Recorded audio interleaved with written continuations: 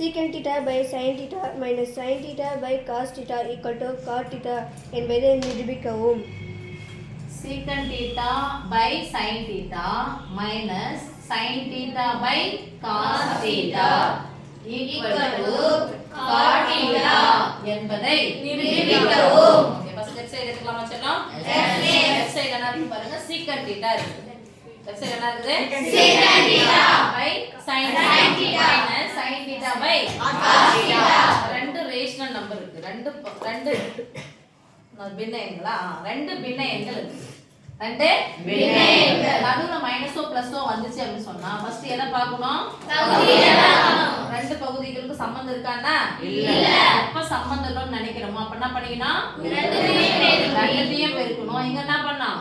குறுக்கு பெருக்கணும். அப்ப குறுக்கு பெருக்கலாமா? secant theta into cos theta. secant theta into cos theta minus sin theta into sin theta என்ன வரும்? sin square theta. sin square theta by இந்த ரெண்டுத்தையும் பெருக்கினா என்ன வரும்? sin theta into cos theta. sin theta into cos theta. இப்ப பாக்குறோம் secant theta னா என்ன சாமி? 1 cos theta. இது இன்ட் தானே?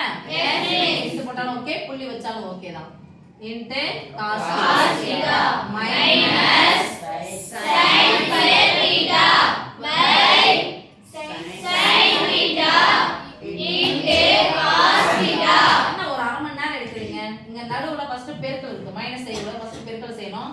cos theta ஆயிடுச்சு. ஒரு பின்ன எண் ஒரு முழு எண் நடுவுல பெருக்கச்சுனா குறுக்க கேன்சல் பண்ண முடிஞ்சா கேன்சல் பண்ணி நான் நேரா பெருக்கணும். அவ்வளவுதான். அப்ப மீதி என்ன இருக்குங்க? 1 1 minus 1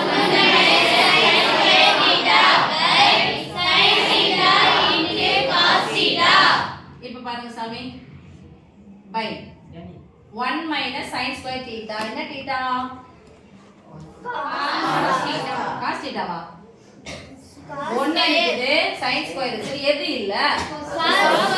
cosecant ஸ்கொயரா? cos square theta. 1 minus sin square theta equal to cos square theta by sin theta. இருப்பா அங்க போயிடலாம். equal to by என்ன இருக்கு? sin theta into cos theta. மேல 1 இருக்கு, sin square இருக்கு. எது இல்ல? cos square theta. 1 minus sin square equal to cos square theta.